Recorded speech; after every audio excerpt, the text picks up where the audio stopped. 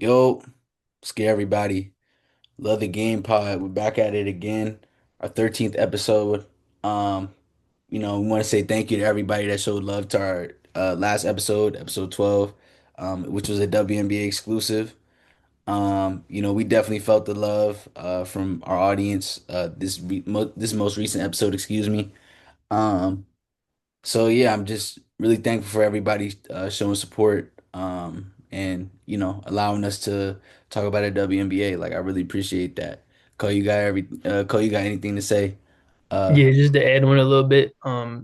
Yeah, I was honestly pretty surprised with like how well the reception was because like the NBA is the more popular league and we talk about like topics that are more mainstream, but to yeah, see how well the WNBA clips did on TikTok, especially, I think all of like our top three or top two yeah, most yeah, yeah. popular clips are from that WNBA video. So I was really happy with that. It was kind of unexpected for me. I was very proud of that. Yeah, man, like to piggyback off you, bro, like I was real surprised just about how much love that a lot of people showed us. We're kind of new to the WNBA space, so we're real gracious for people allowing us to be in there and allowing us to talk about the WNBA. And with that being said, like we got y'all. Like we're gonna still talk about the WNBA for sure. We got some interesting ideas planned for the future. So yeah, with that being said, y'all know my name's Ray. Marco. And yeah, we're back at it again. So first, to cater to the WNBA audience, we want to give a huge shout out to Paige Beckers. She had a career high 44 points against the Los Angeles Sparks. Um, and I mean, when I was watching that game, like I felt like she was very smooth, like hitting real tough contested shots. Really selective with how she was shooting. Um, and it was just like a type of flow type state, type of game where it was just like, wow, you could really tell she was the future of the WNBA. And I thought she was real skilled. I think there's a lot of conversations about where she is in terms of how good is she in the WNBA. So yeah, I'm really excited to see the future of Paige Beckers. Even though I'll just pull it up real quick to make sure I'm correct. Her most recent previous games, they haven't been the best, but the three games before that, which included her career high 44 points, she was actually playing very well. She had 29 points, 18 points, 44 points respectively, and that's not even counting rebounds and assists. But Kawhi, do you have any insight on her career high? Yeah, I mean, it's just amazing. I think the craziest part to me was the 44 points. She only took four threes and made all four of them. At a certain point, like I would almost like want her to take more threes. Like if you make all Yeah. four, take more threes, you feel me? But no, she's a fantastic player. Like that's literally the only criticism I have with her game is I think she's too good of a shooter to only be taking three and a half threes a game. But yeah, super efficient, especially as a playmaker. I thought she would turn the ball over more, kind of like how Caitlin Clark did when she came into the league. Turnovers were a little Mhm. bit of a problem for her and still kind of are. But Paige is still only down at two turnovers a game, 5.2 assists, which that's a incredible turnover to assist ratio for anybody, especially a rookie guard. And I understand she's coming into the league at 23 years old. So it's like a little bit older than a rookie and like the NBA would be. And I believe it's a year older than Caitlin was. Yes, it is a year older than Caitlin was when she first came in the league. I know Caitlin's averaging three more assists, but she's also averaging three more turnovers. Mhm. So it's just pretty impressive how efficient Paige is, because that's like kind of the name of the game is to be productive and efficient at the same time. Yeah. She's not not mastered it, but she is almost as good as you get as a rookie. So Yeah, man. I mean, like you said, her presence as a rookie, I think the type of presence that she commands, it's obviously something different than your average WNBA player. And that kind of leads me to the next discussion that a lot of people are talking about is that, a lot of people say that Paige Beckers is better than Caitlin Clark. A part of me really wants to agree with that statement because I understand what they're talking about. Because bro, like Paige is just so special, right? But I would say when you line up their stats together, even though Caitlin Clark is coming off of is currently in a down year, partially right now she's injured. Um, you, I expect right now. well, excuse me. Right now, I think Caitlyn is better, but I do think that within 1 or 2 seasons, Paige Beckers is easily going to be better. Um, just because like I feel like the league is slowly starting to figure out how Caitlin Clark plays.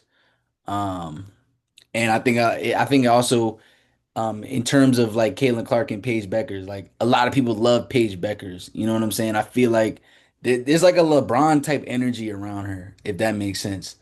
Uh, Oh yeah, I knew who she was in high school. Like, yeah, yeah, like growing up, she was like supposed to be the one the whole time, and she's as good as advertised. I feel you yeah, for yeah, sure. bro. So it's like, yeah, I mean, right now I feel like Caitlin Clark is a little bit better. She shoots better.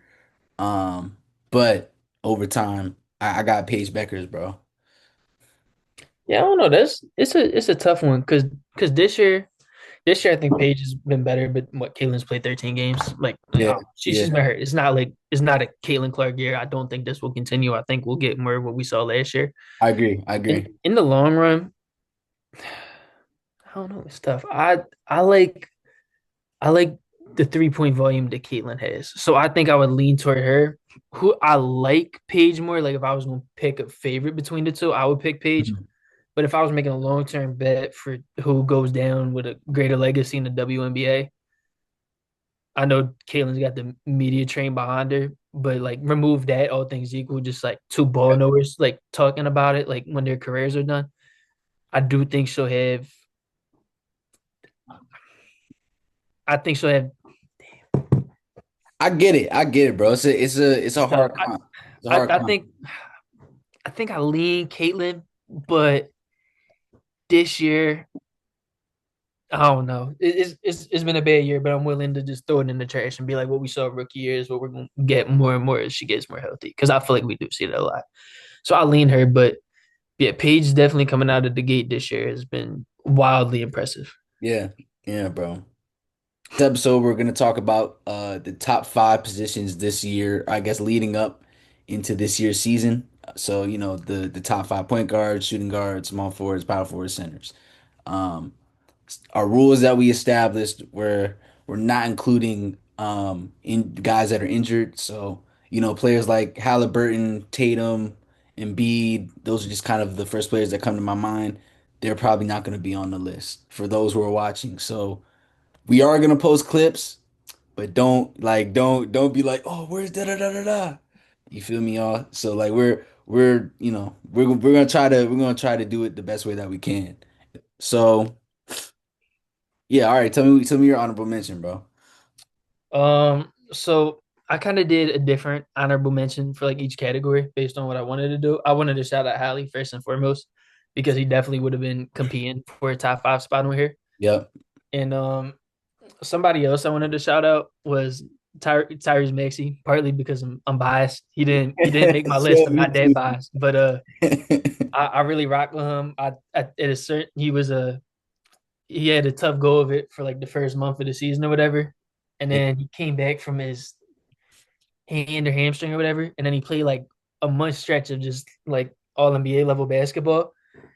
And I don't know. I just hope to see him get back to that. It was a tough year last year for the whole Sixers team, but him especially being out there and having the other guys around him hurt as well as being hurt himself. And it's hard for me to like ever imagine him being like a one on a championship team. But yeah, I'd like don't think you need to be a one on a championship team to be a top 5 point guard. And I think that he's more than capable of being a two. And I think that he's capable of keeping the team afloat as a one at times. yeah, So I wouldn't be surprised if even if Embiid and Paul George aren't healthy, just with like the additions of like McKean back this year, VJ, I really like Trendon Watford, like guys like that. I yeah, wouldn't be yeah, surprised if that he is an all star again next season and is fighting with somebody in the back end for this top 5 spot. So I'm kind of just shouting out my guy yeah. because it wasn't any young guys. I also want to shout out John Morant. With the new coach, I think he'll have a much better year again. So Mm. what about you? So my honorable mention, at least the guy that I feel like is gonna be an interesting guy who's gonna elevate next year. I have Peyton Pritchard for the Boston Celtics.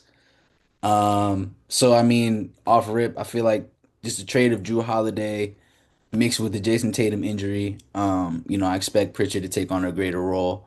Especially, it's gonna be what him and Jalen Brown out there basically. So obviously I know Peyton Pritchard is an amazing scorer. But I feel like a challenge for him is to be better on the defensive end, because I feel like that's where his weaknesses lie. Um, so yeah, he's my honorable mention. He's coming off a season where he averaged 14 points, um, almost 4 rebounds and almost 4 assists.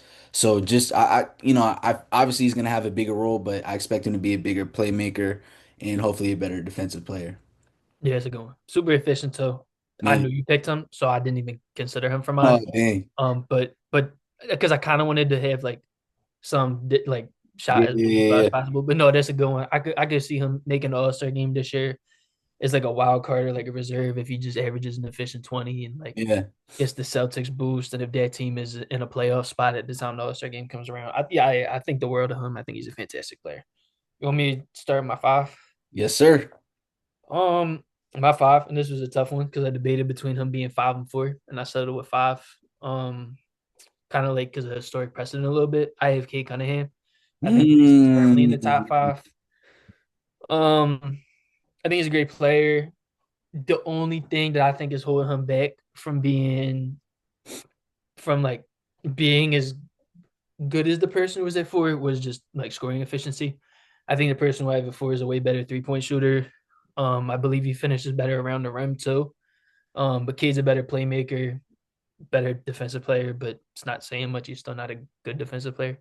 But yeah, I think he's a great like leader of that team. I think he's a really good primary initiator, and look forward to seeing him grow because I was wildly impressed this year after a couple of years of me being like I really don't know what to think of him. Yeah, yeah. So piggyback off of you, he was my five. Nice. Um, so yeah, like kind of like you said, I feel like if you don't know ball, like you're gonna think this is a shocking pick. But I feel like literally these past 2 years, Cade Cunningham has proved that he's easily one of the best guards in the league. I knew he was really nice based off of the fact that, being a Sixers fan, seeing the Detroit Pistons lose a lot of games last year, I was like, oh, dang, I kind of know how that feels. Let me tap into these games. And you see that Cade Cunningham is putting up efficient numbers, trying to generate offense with, basically me and you out there on the court, respectfully. Um, and basically this past season, he repeated the same his same efficiency and he just got better. And it was really nice to see him in the playoffs in a playoff setting as the main focal point, seeing him respond to the Knicks really well multiple times in the series as his first playoff series is very impressive.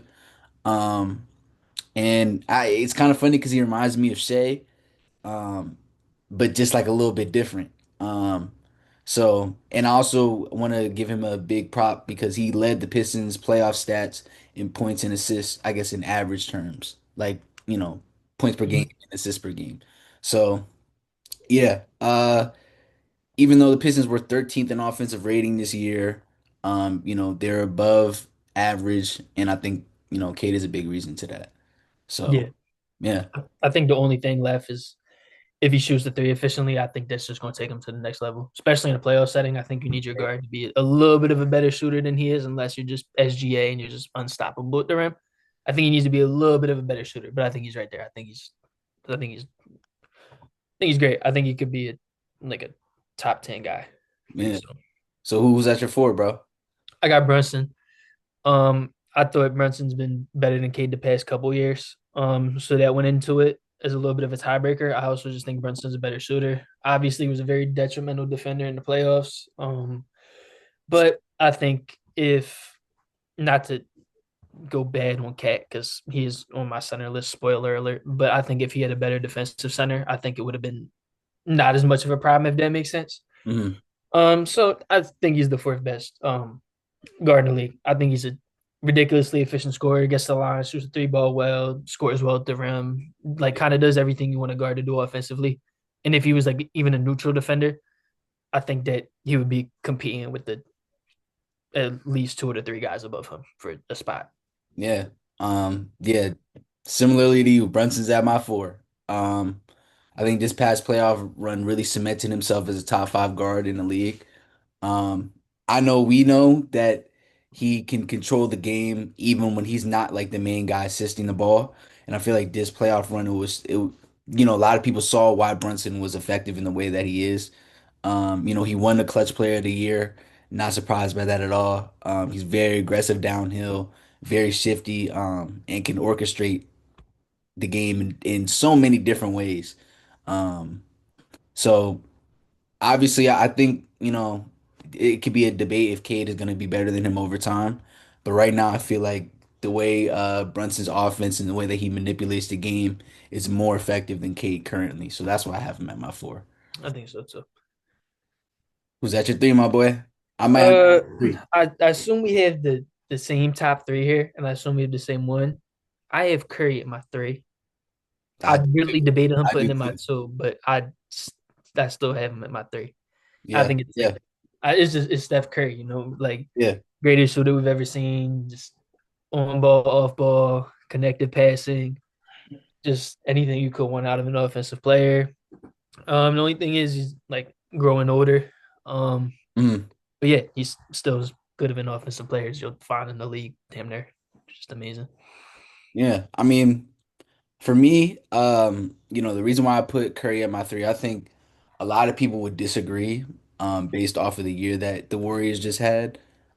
However, I do think his injury in the playoffs proved how valuable he is to the Warriors. Um, I think the biggest reason as to why the Warriors were playing well is because of that Jimmy Butler trade. But most importantly, that was because Curry didn't have another player up until that point that could play make and at least create their own shot, you Oh know. yeah, yeah. So pre All-Star game, they had a 23 and 24 record, while he averaged 23 points, 6 assists, and 5 rebounds. And then post All-Star with Jimmy, he averaged 27.2 points, 5.6 assists, and 4.3 rebounds. I forgot to put down the record, but I do know it's a very positive record. Mhm. Um, so the reason why I have Curry above Brunson, is mainly because his offense, even though Brunson obviously can manipulate the game, I think Curry's shot ability, and the way that he moves off ball really changes the game, like in a crazy way that only Steph Curry, the greats can do. Um, so yeah, he's at my two. Pretty sure we have the same two. Um, you wanna say who your two is? I got Luca. Yep, Yeah, yep. I mean, I know it was a tough year with the injuries and stuff for him. I also didn't really include Dame because of the injury, but I was more thinking of it who's going to be injured next year. I don't know. Luka's been first team All NBA every year of his career that he's been eligible to be, except his rookie year. Like I don't know. He's just a special player, special playmaker, scorer. I just yeah, just right now I think he's better than Steph Curry as a player, but I did consider putting Steph above him. But yeah, it's not much too much to say. Like we all know who Luca is. Yeah, I mean, similarly to you, I put down he was a stat sheet stuffer, game-changing player, obviously, clutch shot maker. He does everything that you need except playing defense, which I know is like even though his defensive rating is actually like fairly decent, I feel like it doesn't really describe the full picture of how his defense can be a liability at times. Um, so like the only reason why I put him above Steph Curry is because the way that he can change the game, like he can drop 60 points and somehow win. You know what I'm saying? As opposed like not to say that if Steph Curry drops 60 points, they won't win, but it's just like he's probably dropping 60 with like almost a triple double, whereas Steph might do 60 and it's like, 5 and 5 or something like that. Um, Yeah. I think he's a little bit more reliable as a primary initiator at yeah, this yeah, yeah, current yeah. point in time. Yeah. So like not to say Steph Curry isn't bad. Obviously, like he's my favorite player. But yeah, the reason why Luka's not number one currently is he needs to work on his defense. I've heard that he slimmed down, so I'm interested to see like what like I guess like a quote unquote in shape Luka looks like with the Lakers. Um, yeah, and just to put his stats out there, it's coming off of a season where he averaged 28.2 points, 8.2 rebounds, and 7.7 assists. And I'm assuming we got the same number one, the Finals MVP. Yeah, Been? yeah, I do All too. right. Yep. Led the league in points per game, ridiculously efficient. Been All NBA, been first team All NBA these past 3 years. Yep. Um, Good defensive player, not necessarily like a huge defensive role, but one of the best primary initiators I've ever seen. Just one of my favorite players to watch. Probably my favorite player to watch, not on the Sixers. Mm. Yeah. Obviously MVP and Finals MVP speaks for itself. Two incredibly prestigious awards, and he won it in one season. That's not easy to do.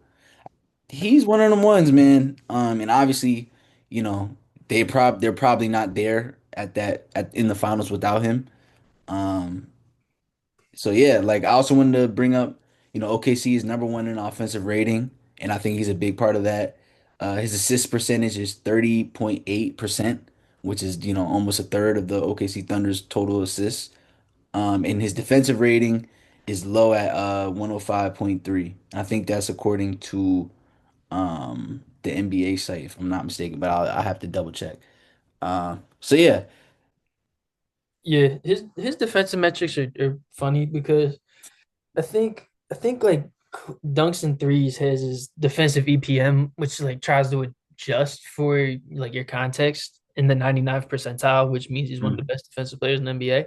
yeah, I don't really think that's true because I I think his role is like as a helper is much easier than like a point of attack guy or like an anchor big or something like that. But I don't know. He's like as he's as good as you get in his role probably, but I know people are trying to go bad on him in the playoffs, but he's still a ridiculously good defender, especially at generating blocks and steals, which I think is kind of underrated. Like I don't know, I think the pendulum swung too far. Like for a while, people were like, "Oh, steals don't make you a good defender," because like that was a stat people looked at and like, yes, just getting steals doesn't make you a good defender.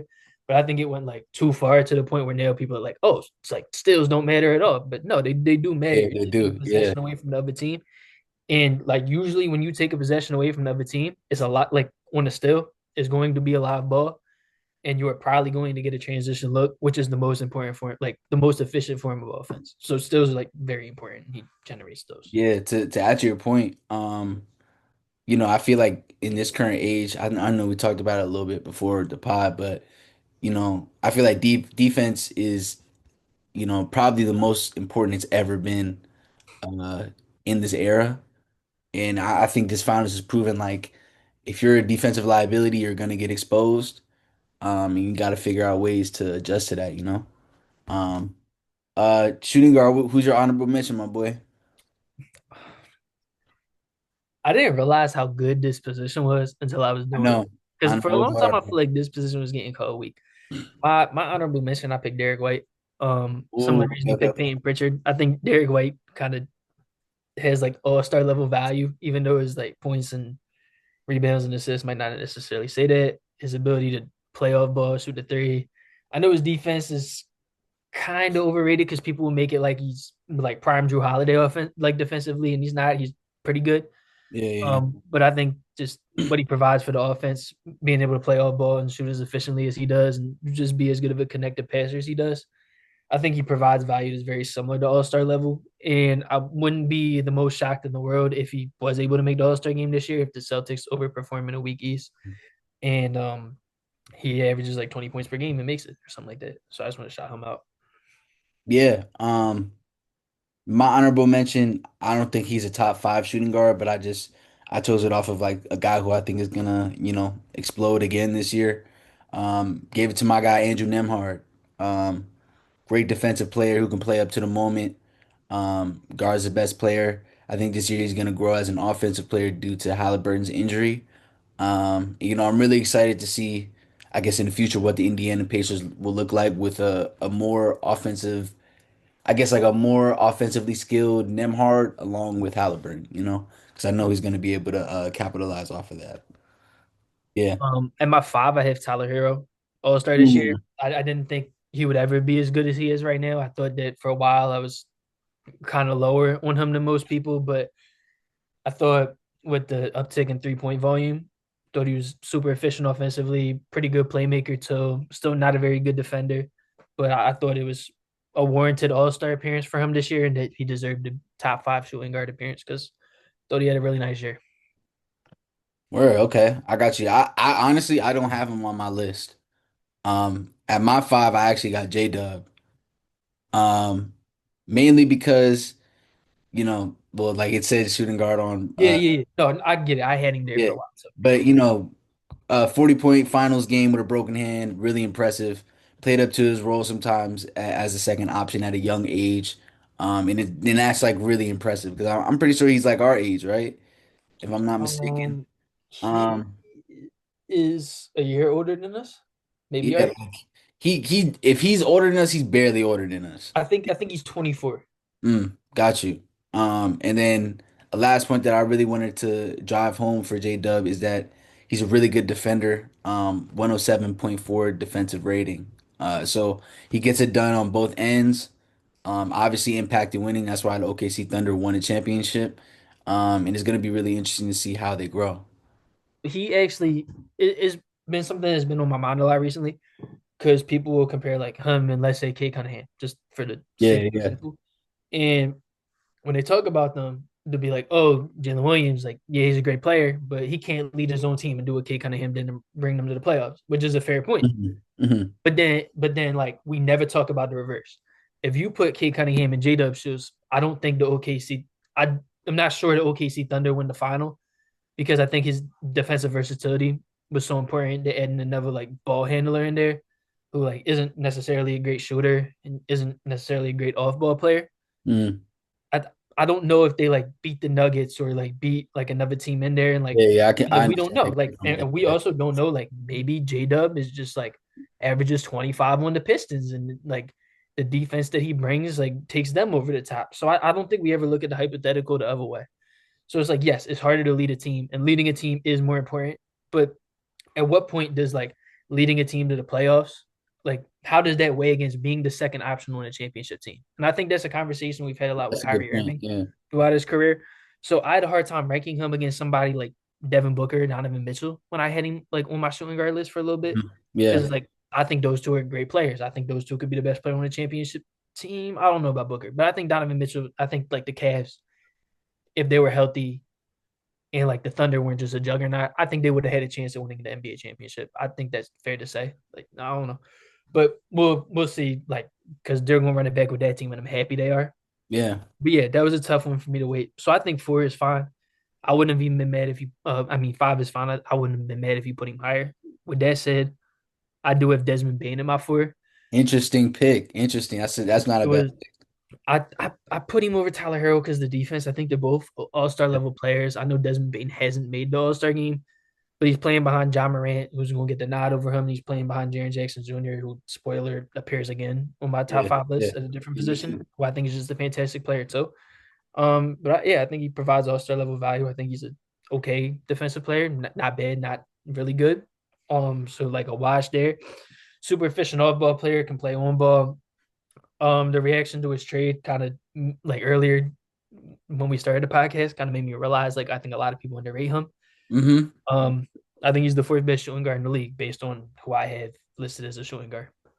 Yeah. I mean, I don't disagree with that pick at all. Unfortunately, he's not on my list because I just felt like there are a couple of people that impact the game greater than him. I thought that was a really good pick. I feel like Desmond Bain has the potential to potentially have like a breakout year, specifically as a new member of the Orlando Magic. I'm really interested to seeing him play with Paolo and Franz because they're both playmakers. Obviously, Desmond Bain is a shooting defensive type player, so yeah, I think that's a really good pick. And I think a lot of people might not understand why he's number four, but as his year goes along, I think he's gonna prove why he's one of the best shooting guards in the league. So at my four, I put your honorable mention, Derek White. Um, I genuinely believe that Derek White low key is a cheat code if you want to win in the NBA. He does everything that he's supposed to, or he does everything that he's asked to do to a T. He's very disciplined. He shoots the ball insanely well. He had a 38.4 3-point field goal percentage this past year. And then in the playoffs, it increased to 38.5, so 0.1% in the playoffs, which is still really good because the playoffs obviously is a different game than the regular season. So it shows that he can still be consistent. Obviously his stats, like you said, they don't represent how good he is. 16.4 points per game, 4.5 rebounds, and 4.8 assists. However, I feel like he really does make up those lack of stats in those big moments on the defensive end if necessary. And again, does everything that you can ask for. So yeah, Derek White at my four. Who you got at your three, my boy? I was gonna say I think that's a completely fine pick. I thought him, Hero, and Bane were all in the same tier. I Mm, thought Austin Reeves was pushing that tier. I do want to bring him up because I know like Lakers guy. I yeah. thought he would probably be seven unless I'm forgetting somebody on mine. But I thought those three were the same tier. So however you had them ordered, and then the next three I think are the consensus same tier. So at three I have Book. Um, Too, me too. I think that he's a fantastic player. On ball, off ball, could shoot it, really score from anywhere on the court. Has been asked to do more playmaking as the years have gone on and has done well at that. Can step up and be a solid defensive player at times. I think he's a really good all around shooting guard. And he's tasked with a lot. I think if you saw him as like a second option to a guy, I think that he would. I think that he would probably be the best second option in the league. I shouldn't say that because I didn't have that written down. I have to think through everybody, but I think that I he could get the be a one argument. I or get the two. argument. It's not a bad argument. I just think he's an amazing player. I like the Olympics really like I was kind of a guy that just respected his game and not really a fan of his. The Olympics turned me into a fan. Just like watching him Yeah, really prove that he could do like the role player things as we say, yeah, along with being the star that we see during the regular season. yeah. To piggyback off of you, Book was my three as well. You know, I had Book above Derek White, obviously because he carries the load of a team in a different way than Derek White. I'm really impressed with how Booker can play on and off ball. Obviously, like you said, he's evolved into a great playmaker. However, the reason why he's not in the top three, I think this is the same reason why you probably don't have him in his top three, is because since he's made the finals, it feels like the Suns have not, they've regressed more than they have progressed, you know? Um, and unfortunately, I love Devin Booker. Shout out my cousin. He really put me on. He's a huge fan of Devin Booker. Shout out Eli. Um, but I think in order for uh the team to make that next step, I think Devin Booker needs to show more on the defensive end one. And then also he needs to show that he can lead a team back to a playoff position because there's kind of no excuse why you shouldn't have made the playoffs with the type of talent that you've had. Like, KD is KD. The year before they made the playoffs, but you could tell that they struggled. Um, what was the year before that? 2023 when they traded for KD. Um, obviously the bench was gutted, but they still had phenomenal players surrounded around Booker and they still lost, I think, in the second round. Um, so obviously I want to put Book higher, but I think, if the Suns have a repeat year of what they've been going through, unfortunately some conversations are gonna have to be had. Because, as of now his peak is 2021. Um, and I want to see Devin Booker succeed, but maybe him being the first option might not be the best for him to win a championship. Maybe he's, like you said, a second option or maybe a 1B type player. So, Devin Booker's coming off of a year where he averaged 25.6 points, 7 assists, 4 rebounds, 48% from the field. And then, unfortunately, in this kind of like shows his regression, 33% percent from three. So, yeah. And at two, I'm assuming we got the same two, Spider. Yeah, I have him at two also. Yeah. I don't know. He was the in my opinion. I know that you can make a Evan Mobley case, the best player on the one seed this year in the East. Yeah. Um, yeah, I love watching him play. I think he's amazing, especially what he does at his size. Defensive analytics like um EPM especially would tell you that he's actually a pretty good defensive player despite his size. Um, and I know he's holding a lot of the blame for the playoffs, but He also had some really phenomenal games when other players on this team were hurt. I think it's almost unfair to just like completely put all the blame on him when I like agree. your second best, maybe best player, depending on how you feel Mobley is, was injured. And Garland, who I almost shouted out for point guard because I think he's amazing too, um, was also injured as well. And like toe injury is like way more serious than people were making that out to be. Like especially as a shifty guard, like that. I don't Yeah. know. That And made me mad. Whatever. I'm not gonna we talked about that already. I'm not gonna get all mad about that again. But no, and I think to a certain extent, so I think Donovan Mitchell is better than his stats were as well. Because I think he was only playing like 31 or 32 minutes per game. Like a lot of these guys would play like 35, 36 minutes per game. And it's like that doesn't sound like a huge difference, but maybe that's another basket. Like you know what I mean? And yeah, yeah, yeah. maybe that brings him up from whatever his points per game was to more points per game. And then maybe some people look at him different, but Yeah. I don't know. I think he's number two. I think even though no surprise, I think me and you probably both have Ant at number one, and we'll talk about him in a second. Even though we both think he's the better player according to this list, I Mm. did have Donovan Mitchell in my first team All NBA spot because of how well his team played this year. Like, is that fair to Ant? No, but that's just how the NBA is. Sometimes I thought Yeah. that Donovan Mitchell getting awarded for leading his team to such a great season, I thought was deserving of that. So I had him first Short team All season NBA. too. Yeah, I mean, I had Ant second team. It's not like I dropped Ant all the way down to third team. You feel me? I Yeah. just thought it was just Yeah. such an amazing year that he deserved the bump when I thought the players had similar seasons. But yeah, I had him in my top. Yeah, similarly to you, obviously I think Spider's like the best combo guard in the league. Um we all know him as a playoff riser, so his playoff stats certainly back up why he's probably the second best guard in the league. 29.6 points per game. And also to add your point to his defensive efficiency, 1.9 steals. Um Unfortunately, I do feel like this year is a make or break year for Cleveland. Um given how Donovan Mitchell is always going to be the guy that shoulders a load on the Cavs, he needs support from his fellow teammates. We mentioned guys like Darius Garland, we mentioned guys like Evan Mobley. They need to be able to be there with Donovan Mitchell because they are definitely at risk to losing him, you know? Um, and I mean, yeah, like the reason why I have him over Book, I think leading the Cavs to a historic season this year was a big reason. Um, you know, and also he's shown that he can lead a team in better ways than Booker at times. So yeah, that's why he's at my two. Number one, I know we both have Ant. So why do you have Ant at your one? And I probably have similar reasons. Um, Honestly, my biggest reason was he like led the league in 3-point scoring this year. On top of everything we know he's great at, like getting to the rim and all that. Yeah, I was super impressed because I don't think a lot of times you see a guy like optimize his shot diet. Like I know it's like kind of a nerd way to talk, but he removed some of the long mid range shots and took more threes, and it worked out for him. yeah, He was a better player. He's led the team on two fairly deep playoff runs. Um, has had a really good team around him, and I think is well constructed too. So it's like I don't think that's the end all be all. Like Devin Booker, I think even though he's had some good players around him, I don't love their roster construction.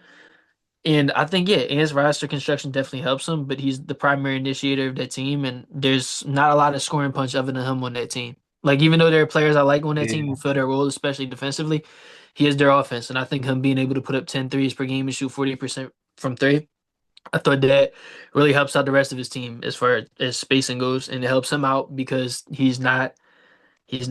It's harder to double you from three than it is like in the mid range, and it's like feel me, like it's just it helps you as a player like open up the floor, and it helps yeah, the team around you. So that's why I have him at one. I think he's um very good offensively, and his playmaking is getting a lot better too. He's becoming a way more complete player, and he's becoming a way smarter player. I still think his defense is a little bit overrated by people. I think he's good, and when he needs to be, it's super locked in. But a lot of people talk like he's an all league defender. I don't think he is that yet. I think when it comes time to smack the floor and like do what he needs to do to get a stop, yeah. but that's not really what you see the full game with him. But when you shoulder that much of the offensive load and you have that many great defensive players around you, I don't think that's what he needs to do. So I'm not really worried about it. But I think he's the best shooting guard in the league, and I didn't really have to think twice about it.